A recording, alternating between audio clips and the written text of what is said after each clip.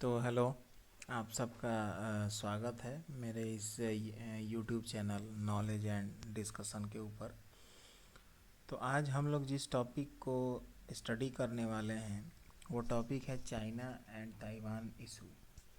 हम लोग ऐसा हमेशा देखते रहते हैं कि चाइना और ताइवान के बीच में बहुत सारे कॉन्फ्लिक्ट्स होते रहते हैं स्टेट को लेकर के। तो कभी चाइनीज़ जो प्लेन है वो ताइवान के ऊपर से जो है वो चला जाता है, कभी वन चाइना पॉलिसी को लेकर के और इस टाइप से। तो हम लोगों को आज ये समझने की कोशिश करनी है कि आखिर ऐसा क्यों है, और इस बात को समझने के लिए हम लोगों को जाना होगा 1800 सेंचुरी में। जी हाँ। तो आगे बढ़ते हैं और सबसे पहले चाइना और ताइवान दोनों का मैप देखते हैं। तो अभी अभी आप जो अपने स्क्रीन के ऊपर देख रहे हैं ये है चाइना का मैप। ये आज का चाइना है और उसके जस्ट बाद ये है ताइवान का मैप। ये जो आप देख रहे हैं ये है पूरा का पूरा, ये ताइवान का मैप है, ये है ताइवान। और यहाँ पर हमें चाइना दिख रहा है और ये ताइवान स्ट्रेट, और इसको ईस्ट चाइना सी भी हम लोग कहते हैं। तो खैर आगे बढ़ते हैं। और यहाँ पर हमें ढंग से दिखाई दे रहा है कि ये है ताइवान और ये है चाइना। और आप देखेंगे कि ताइवान चाइना के सामने बिल्कुल एक छोटा सा जगह है।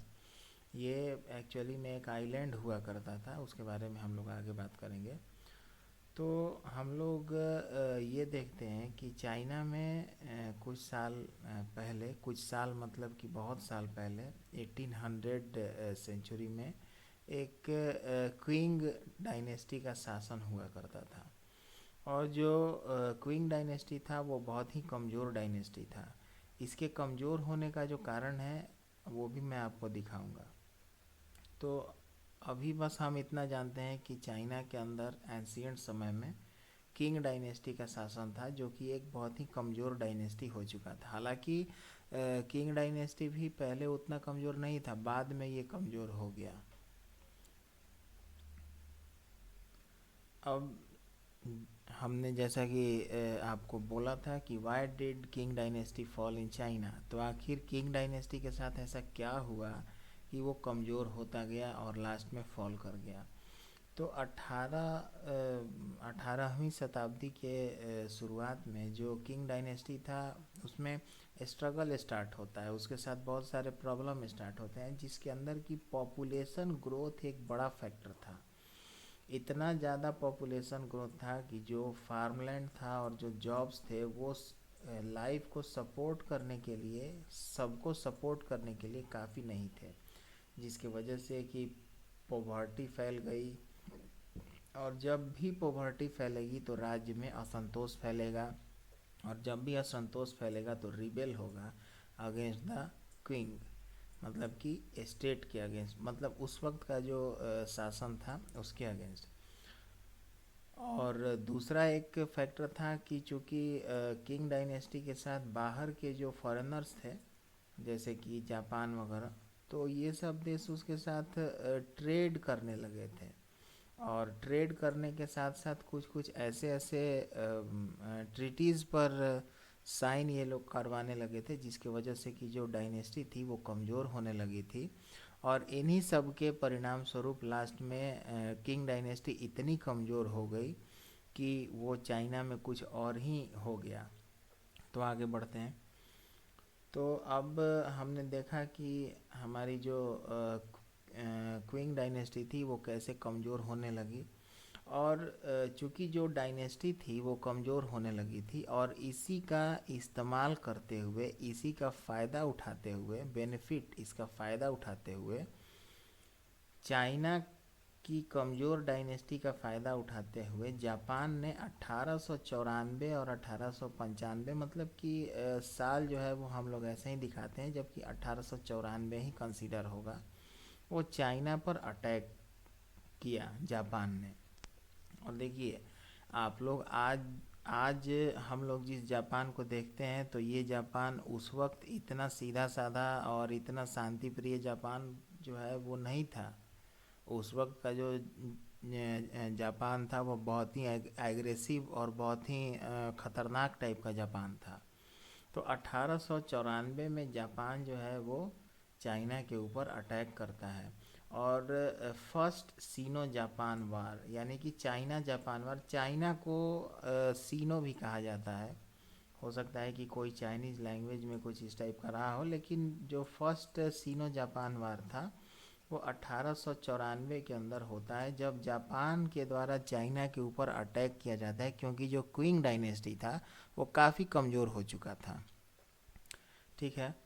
तो हम लोग ये देखने की कोशिश करते हैं कि जो हमारा मैं आपको दिखाता हूँ, ये जो हमारा जो ये पार्ट है, तो ये है जापान, ये है जापान। और जापान के साथ साथ जो हमारा बाकी का जो पार्ट है वो है चाइना का। ये जो पार्ट जो कि साउथ कोरिया और ताइवान वगैरह दिखाई दे रहा है, ये है हमारा आज का साउथ कोरिया, नॉर्थ कोरिया और ये सब। तो जापान के साथ में लगने वाला जो एरिया था that was north Korea of today, Taiwan of today and, और ये जो पार्ट आपको दिखाई दे रहा है ये पार्ट हुआ करता है मंचूरिया। ये पार्ट जो है दिस इज़ मंचूरिया। तो ये मंचूरिया है एक एक पार्ट। आगे चलते हैं।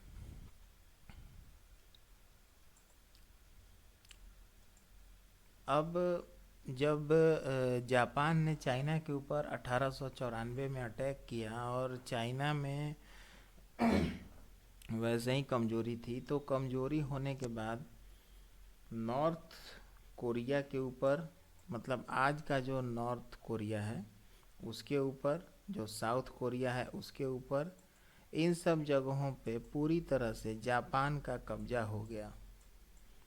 ताइवान जो था ताइवान तो खैर इसके ऊपर कब्जा नहीं था, इसको बाद में देखते हैं। नॉर्थ कोरिया और साउथ कोरिया और कुछ चाइना का जो कोस्टल एरिया था उसके ऊपर जापान का कब्जा हो जाता है 1894 के सीनो जापान वार, यानी कि चाइना जापान वार के बाद। अब यहाँ से हमारी असली कहानी शुरू होती है। अब कहानी क्या शुरू होती है? तो कहानी ऐसे शुरू होती है कि जो क्विंग डायनेस्टी थी वो तो पहले ही काफ़ी कमज़ोर थी। अटैक होने के बाद वो और भी कमज़ोर हो गई, और इसी कमज़ोरी का फ़ायदा उठा करके जो छोटे छोटे राज्य थे जो कि पहले किंग डायनेस्टी के अंदर में आते थे, ये सभी राज्य विद्रोह करके या फिर जैसे भी करके छोटे छोटे पार्ट्स में टूट गए। और छोटे छोटे पार्ट्स में चूंकि सारे राज्य ही टूट रहे थे, तो इनके बीच से एक लीडर निकल के आते हैं, सन्यात सेन। सन्यात सेन, और ये बहुत ही खतरनाक लीडर थे और बहुत ही स्ट्रॉन्ग थॉट्स के लीडर थे। इन्होंने 1912 में एक कुओमिंटांग नाम की पार्टी बनाई। बहुत जगहों पर इसको कुओमिंतनांग पार्टी भी बोलते हैं। तो सन्यात सेन ने 1912 में एक कुओमिंतनांग पार्टी बनाई। इस पार्टी के बनाने के बाद जो है सन्यात सेन ये चाहते थे कि ये चाइना को यूनिफाई कर दे, चाइना को ये एकीकरण करें। चाइना का जो चाइना कमज़ोर होने की वजह से छोटे छोटे पार्ट्स में टूट रहा है, इसका एकीकरण किया जाए। ठीक है। और बाद में और एकीकरण करने के बाद जो उनके हिसाब से जो पहले का चाइना था जो कि प्रॉस्परस था, स्ट्रॉन्ग था, उस तरह का चाइना डेवलप किया जाए। लेकिन ये ऐसा कर नहीं पाते। क्यों नहीं कर पाते? क्योंकि 1925 में ही इनकी मृत्यु हो जाती है। तो ये अभी तक यानी कि 1925 तक चाइना को यूनिफाई करने का इनका जो सपना था वो पूरा नहीं हो पाता है। फिर जब हम आगे देखते हैं तो चूँकि जो इनकी पार्टी थी कुओमिंतनांग पार्टी, इस पार्टी के अंदर बहुत सारे मेंबर्स थे और उन मेंबर्स के बीच में दो टाइप के थॉट डेवलप होते हैं। एक था नेशनलिस्ट थॉट और एक था कम्युनिस्ट थॉट। इसमें खास बात यह है कि नेशनलिस्ट थॉट और कम्युनिस्ट थॉट, ये दोनों भी जो थॉट थे, ये दोनों के दोनों थॉट ऐसा चाहते थे कि चाइना जो है वो एक स्ट्रॉन्ग चाइना बने। ये दोनों चाहते थे कि स्ट्रॉन्ग चाइना बने और यूनिफाइड चाइना बने। इनमें से कोई भी नहीं चाहता था कि चाइना कमज़ोर हो या फिर चाइना के साथ कुछ बुरा हो। दोनों चाहते थे, लेकिन आइडियोलॉजीज डिफरेंस थी। नेशनलिस्ट लोग चाहते थे कि चाइना के अंदर डेमोक्रेसी हो, लोगों को अधिकार हो, जबकि कम्युनिस्ट लोग जो हैं वो चाहते थे कि लोगों को अधिकार हो या ना हो, स्टेट के पास सारा पावर हो, स्टेट ये डिसाइड करे। स्टेट मतलब कि गवर्नमेंट ये डिसाइड करे कि लोग कैसे जिएंगे, और गवर्नमेंट भी सिर्फ वन पार्टी सिस्टम की ही हो, जैसे कि चाइना में आज के डेट में होती है। तो इसकी जो शुरुआत है वो कम्युनिस्ट पार्टी की शुरुआत कुओमिंतांग पार्टी के एक आइडियोलॉजिकल पार्ट से होती है। तो 1925 में सन यात सेन की डेथ के बाद जो कुओमिंतांग पार्टी थी वो दो टाइप की पार्टीज में, नेशनलिस्ट पार्टीज और कम्युनिस्ट पार्टी में टूट जाती है, दो में। अब आगे बढ़ते हैं। तो अब जो दोनों पार्टीज बनती हैं, नेशनलिस्ट पार्टी के जो हेड होते हैं, जो इसके लीडर होते हैं, वो होते हैं चांग काई शेक। ये हैं चांग काई शेक ये। और जो कम्युनिस्ट पार्टी के जो हेड होते हैं वो होते हैं माओ जेडोंग। ये हैं माओ जेडोंग, या इनको नॉर्मल भाषा में हम लोग माओ सो तुंग या सिंपली माओ भी कह देते हैं।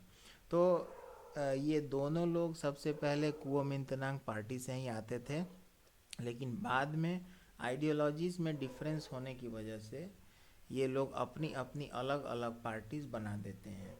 ठीक है, अब जब अलग अलग पार्टीज़ बन गई तो इन दोनों के बीच में जो है वो कॉन्फ्लिक्ट स्टार्ट होता है।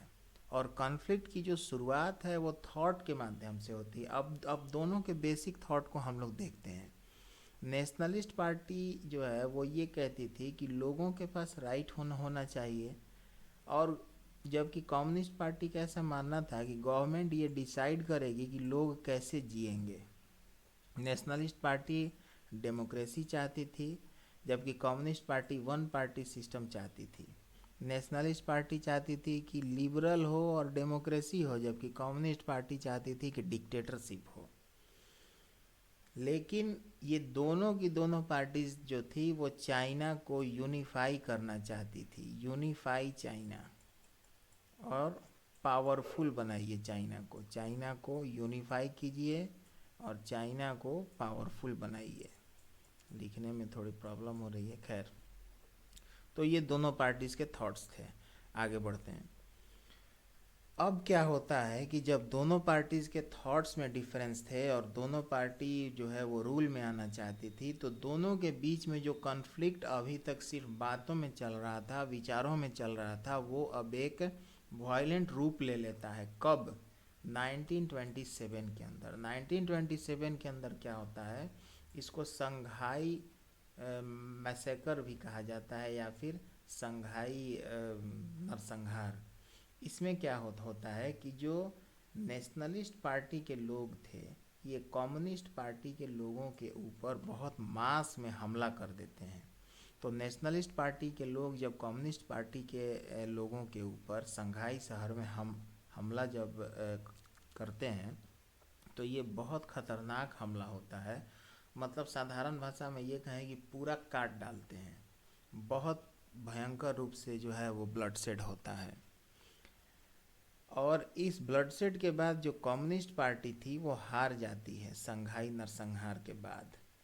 ठीक, अब जो ये संघाई नरसंहार स्टार्ट हुआ तो इसने एक सिविल वार का रूप ले लिया, और दोनों पार्टीज़ के लोगों के बीच में या सिंपली दोनों पार्टीज़ के बीच में एक सिविल वार स्टार्ट हो जाता है। और ये सिविल वार बहुत लंबा चलता है, 1927 से 1950 तक ये सिविल वार चलता है। अब आप ये कहेंगे कि 1950 तक जो है वो सिविल वार, अगर इतने लंबे समय तक सिविल वार चल रहा है तो इसका परिणाम भी कुछ बहुत स्ट्रांग आया है, वो हम लोग आगे देखेंगे। अब जो क्विंग डायनेस्टी थी वो तो वैसे ही कमज़ोर थी। उसके बाद जो कुओमिंतांग पार्टी बनाई गई उसके भी दो पार्ट, फिर दोनों पार्टों के बीच में कॉन्फ्लिक्ट भी चल रहा है, सिविल वार खूनी संघर्ष चल रहा है। तो इस बीच क्या होता है कि अभी वार चल ही रहा था, और वार तब तक चलता जब तक कि एक पार्टी पूरी तरह से हार न जाए, और हारने के साथ साथ पूरी तरह से उसकी आइडियोलॉजी नष्ट ना हो जाए। इसी दौरान इसी बात का फ़ायदा उठा करके जापान दोबारा से अटैक करता है। और जापान जब दोबारा से अटैक करता है तो इस बार वो पूरा का पूरा मंचूरिया पर कब्जा कर लेता है। चाइना का सबसे बड़ा स्टेट मंचूरिया। तो जापान जो है वो इस वाले पार्ट पर, ये जो आप देख रहे हैं लाल रंग में, ये मंचूरिया है। इसके ऊपर जापान जापान जो है वो यहाँ कहीं होगा, इस तरह से दिखेगा। तो जापान जो है वो यहाँ से मंचूरिया के ऊपर कब्जा कर लेता है वार करके। और चूंकि हालांकि इस बीच में जो नेशनलिस्ट पार्टी के लोग थे और जो कम्युनिस्ट पार्टी के लोग थे, वो लोग कुछ समय के साथ साथ ये भी चाहते थे कि हम लोग साथ मिल करके लड़ें। यहाँ पर ट्राई टू फाइट चाइना नहीं होगा, ट्राई टू फाइट जापान होगा। यहाँ पर होगा जापान, कि नेशनलिस्ट पार्टी और कम्युनिस्ट पार्टी के लोग जो थे वो एक साथ मिल करके जापान से लड़ने की कोशिश करते हैं, लेकिन वो लोग जीत नहीं पाते, क्योंकि जापान जो था वो इतना ज़्यादा स्ट्रांग था कि मतलब ऐसा कहा जाता है कि सिर काटने के लिए रेस लगता था कि कौन इतने समय में सबसे ज़्यादा सिर काट देता है। इस तरह की मतलब खूंखार जापान था। और ये भी कहा जाता है कि जो चाइनीज़ लोग थे तो उनको काट काट करके और जापानीज़ लोग अपने कुत्तों को खिलाया करते थे, ऐसा कहा जाता है। अब असलियत में क्या है उस पर कभी बाद में देखेंगे। तो अब क्या होता है कि जापान जो है वो 1937 में फिर से अटैक करता है, और अटैक करने के बाद जो सेकेंड सीनो जापान वार है वो स्टार्ट होता है, और ये वार 7-8 वर्षों तक चलता है। ठीक है। और ये वार जो है वो 1945 तक चला है।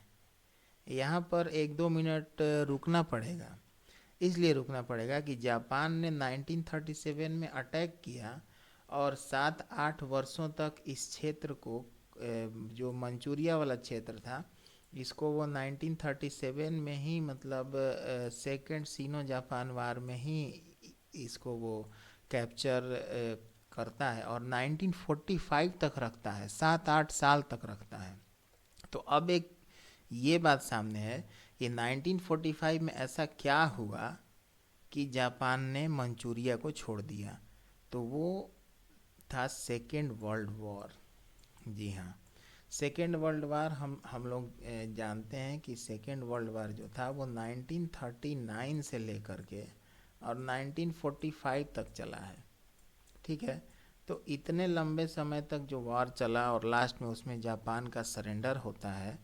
तो जापान के सरेंडर होने का जो कारण था वो भी हम सब जानते हैं कि एटम बम हिरोशिमा और नागासाकी पर 1945 में गिराया जाता है अमेरिका के द्वारा, और इसके बाद जापान सरेंडर करता है।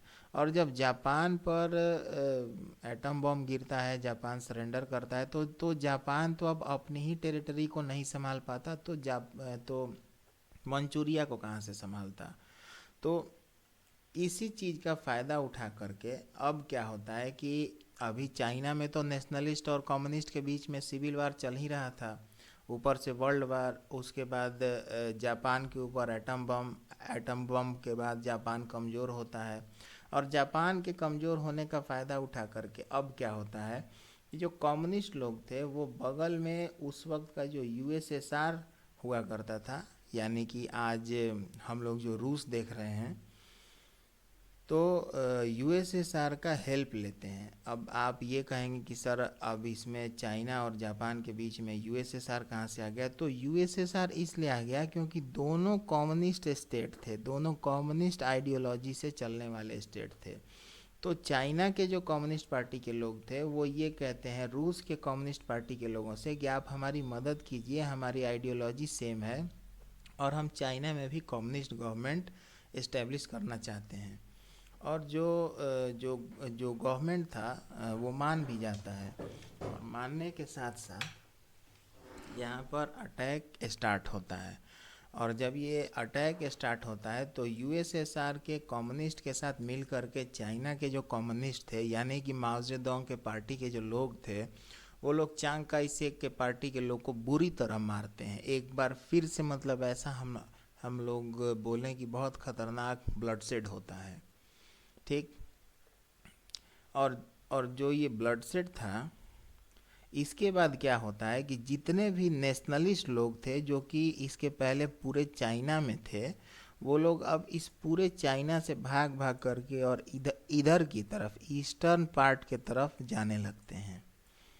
ईस्टर्न पार्ट के तरफ जाने लगते हैं नेशनलिस्ट लोग, क्योंकि जो रसिया का जो बॉर्डर था वो यहाँ पर था, और जो यूएसएसआर था तो वो इस मंगोलिया के ऊपर इस पूरे में था। ये सब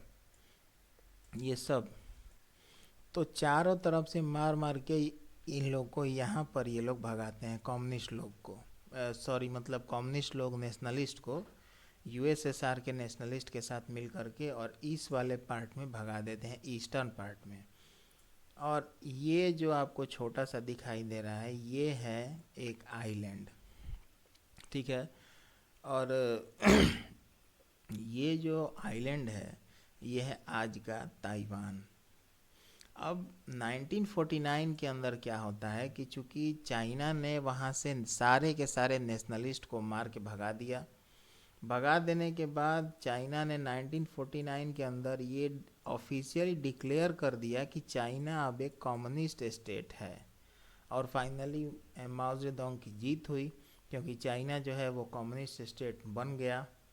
अब इसके बाद क्या होता है कि जो चांग काई शेक थे, अब चूँकि नेशनलिस्ट की हार हो जाती है और पूरा का पूरा चाइना, जो कि चाइना मेन लैंड है मतलब आज का, इसको कम्युनिस्ट पार्टी के ये कंट्रोल में चला जाता है। अब जब कम्युनिस्ट पार्टी के कंट्रोल में चला गया तो एक चाइना से थोड़ी ही दूरी पर आप देखेंगे कि ये है चाइना, और ये है जो ताइपे है या फिर जो ताइवान है हमारा।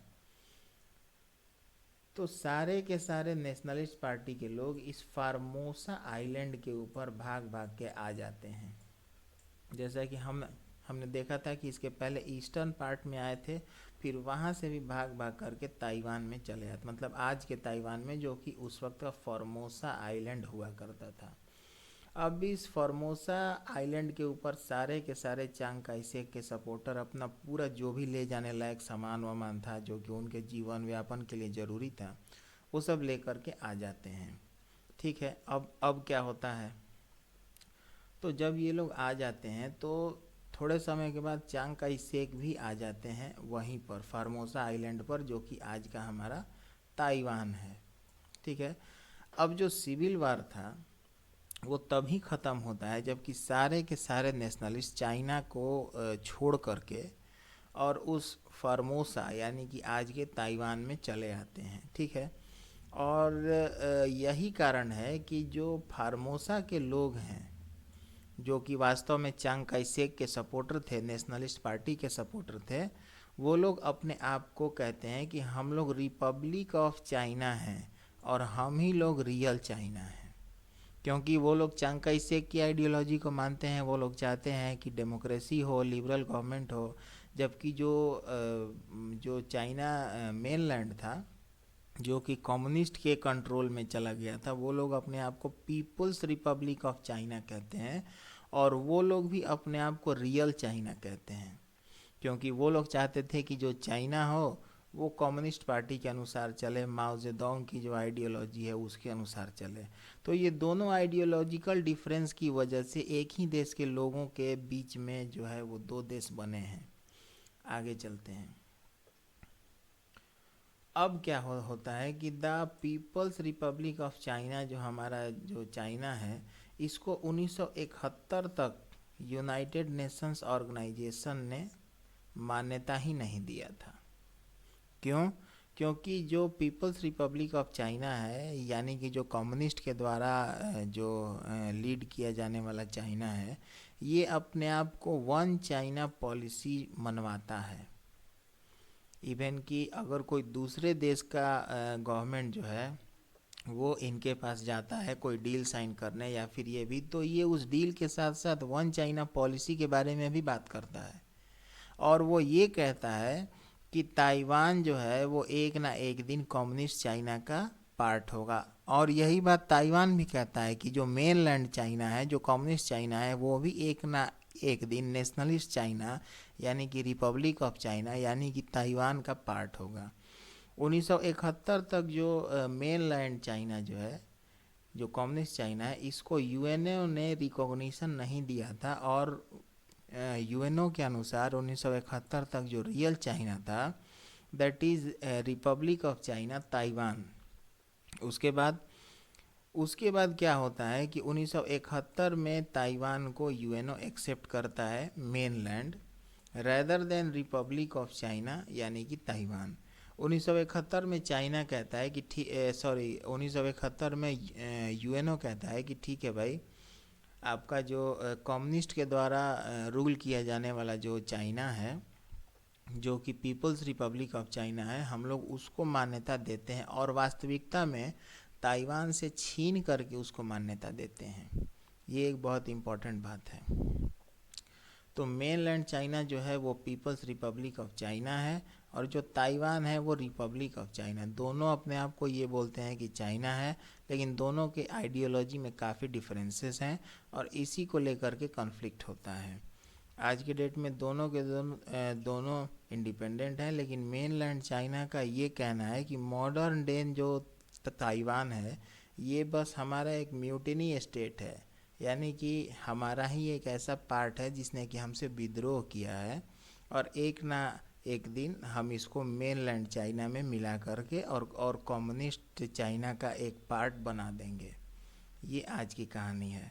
और हम लोगों ने देखा कि चाइना जो है वो हर कंट्री से भी बोलता है, भारत ने भी साइन किया है वन चाइना पॉलिसी को। अब इसके ऊपर एक बात समझ में आती है कि इंटरनेशनल स्टैंड क्या है इस टॉपिक को लेकर के। तो बहुत सारे देशों में ऐसा देखा गया है कि जब अंग्रेज़ों का शासन था या फिर कोई भी फॉरेनर का शासन था, तो उस फॉरेनर के अगेंस्ट में लड़ने के लिए बहुत सारे देशों में एक से ज़्यादा जो पार्टीज़ हैं वो आती हैं सामने। और जब देश आज़ाद हो जाता है तो देश के अलग अलग पार्ट्स पर अलग अलग अपना गवर्नमेंट या फिर अपने हिसाब से गवर्नमेंट का इस्टेब्लिशमेंट होता है। तो अब बात यह है कि जब बहुत सारे देशों में ऐसा होता है, जैसे कि भारत में भी भारत और पाकिस्तान का हो चुका है, तो फिर ये चाइना और ताइवान के बीच में ऐसा क्यों नहीं हो सकता। तो ये एक आइडियोलॉजी की बात है।